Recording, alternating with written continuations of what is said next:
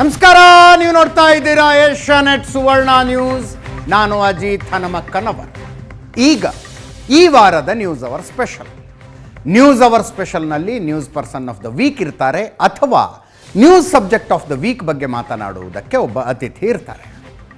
ಏನು ಈ ವಾರ ಚರ್ಚೆ ಆಗ್ತಾ ಇರೋದು? ರಾಜ್ಯ ರಾಜಕಾರಣದ ಚರ್ಚೆಗಳು ಜೋರಾಗಿದ್ದಾವೆ. BR ಪಾಟೀಲರ ಒಂದು ಆಡಿಯೋ ಸೆಪ್ಟೆಂಬರ್ ಕ್ರಾಂತಿಯ ಮಾತುಗಳ ತನಕ ಬಂದು ನಿಂತಿದೆ. ಇದು ಸೇರಿದಂತೆ ಅನೇಕ ವಿಷಯಗಳ ಬಗ್ಗೆ ಚರ್ಚೆ ಮಾಡೋದಕ್ಕಿದೆ. ನಮ್ಮ ಜೊತೆಗೆ ಇವತ್ತು ಶಾಸಕರಾದ ಬಸವರಾಜ ರಾಯರೆಡ್ಡಿ ಅವರು ಇದ್ದಾರೆ. ಕಾರ್ಯಕ್ರಮಕ್ಕೆ ಸ್ವಾಗತ ಬಸವರಾಜ ರಾಯರೆಡ್ಡಿ ಅವರೇ. ಅವ್ರನ್ನ ಪ್ರಶ್ನಿಸೋದಕ್ಕೆ ಅನೇಕ ರಾಜಕೀಯ ಪಕ್ಷಗಳ ವಕ್ತಾರರು, ಕಾರ್ಯಕರ್ತರಿದ್ದೀರಿ. ನಿಮ್ಮೆಲ್ಲರಿಗೂ ಕೂಡ ಕಾರ್ಯಕ್ರಮಕ್ಕೆ ಸ್ವಾಗತ. ಬಸವರಾಜ ರಾಯರೆಡ್ಡಿ ಅವರ ಕಾರ್ಯಕ್ರಮಕ್ಕೆ ಮತ್ತೊಮ್ಮೆ ಸ್ವಾಗತ.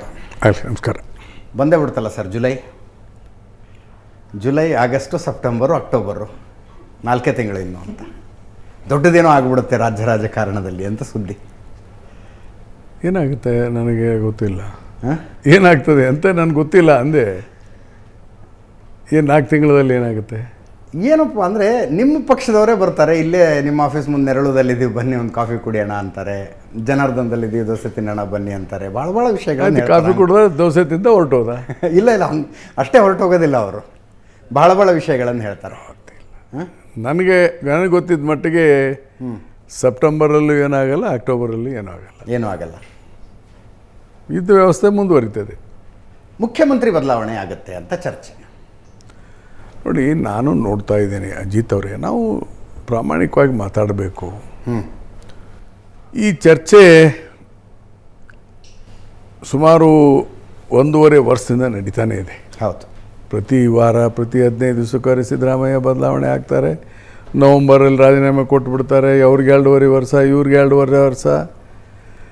ನೋಡಿ, ಒಂದನ್ನು ನಾವು ನೇರವಾಗಿ ಸ್ಪಷ್ಟವಾಗಿ ಮಾತಾಡಬೇಕು.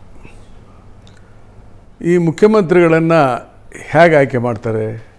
ಯಾವುದೇ ಪಕ್ಷ ಇರಲಿ, ಬೇರೆ ಪಕ್ಷದ ಮಾತು ಬೇರೆ. ಇವತ್ತು ನಮ್ಮ ಪಕ್ಷದಲ್ಲಿ, ಕಾಂಗ್ರೆಸ್ ಶಾಸಕಾಂಗ ಪಕ್ಷದ ಸಭೆ ಇರ್ತದೆ.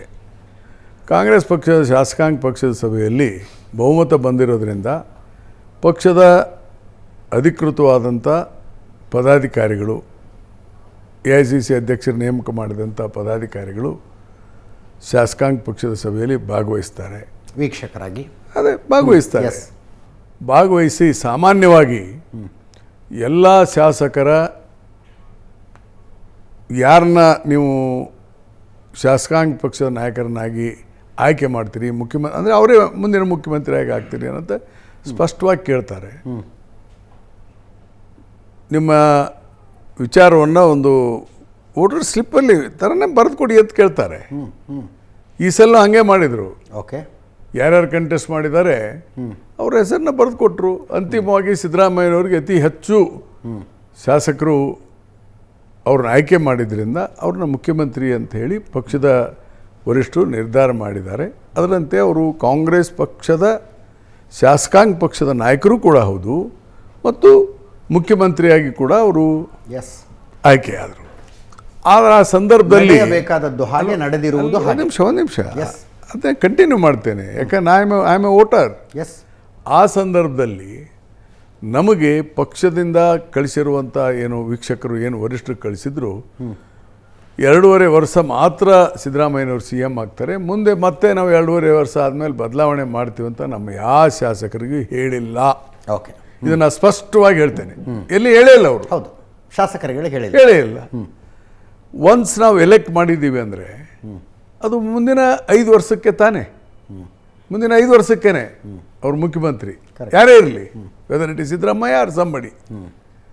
ಇಲ್ಲ ಶಾಸಕಾಂಗ ಪಕ್ಷದಲ್ಲಿ ಹೇಳಬೇಕಾಗಿತ್ತು, ಇಲ್ಲ ನಾವು 2.5 ವರ್ಷಕ್ಕೆ ಮಾತ್ರ ಪಕ್ಷ ಅವ್ರನ್ನ ತೀರ್ಮಾನ ಮಾಡಿದ್ದೇವೆ, ಮತ್ತು 2.5 ವರ್ಷ ಆದಮೇಲೆ ಮತ್ತೆ ಈ ಥರ ನಿಮ್ಮನ್ನು ಕರೆದು ಮಾಡ್ತೇವೆ ಅಂತ ಹೇಳಬೇಕಾಗಿದೆ. ಅದು ಹೇಳಿಲ್ಲ. ಇದರ ಅರ್ಥ ಏನು?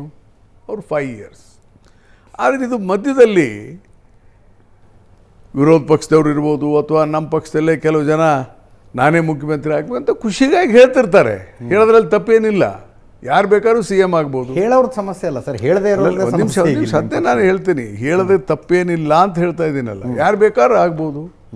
ಇಂಥವ್ರೇ ಆಗಬೇಕಂತ ಎಲ್ಲರೂ ಬರೆದಿದ್ದಾರೆ. ಸಂವಿಧಾನದಲ್ಲಿ 25 ವರ್ಷ ಆಗಿದ್ದರೆ ಯಾರು ಬೇಕಾದ್ರೂ ಮುಖ್ಯಮಂತ್ರಿ ಆಗೋಕ್ಕೆ ಅವಕಾಶ ಇದೆ, if is A good person. ಹೀಗಾಗಿ ಹೇಳ್ಕೋಬೋದು.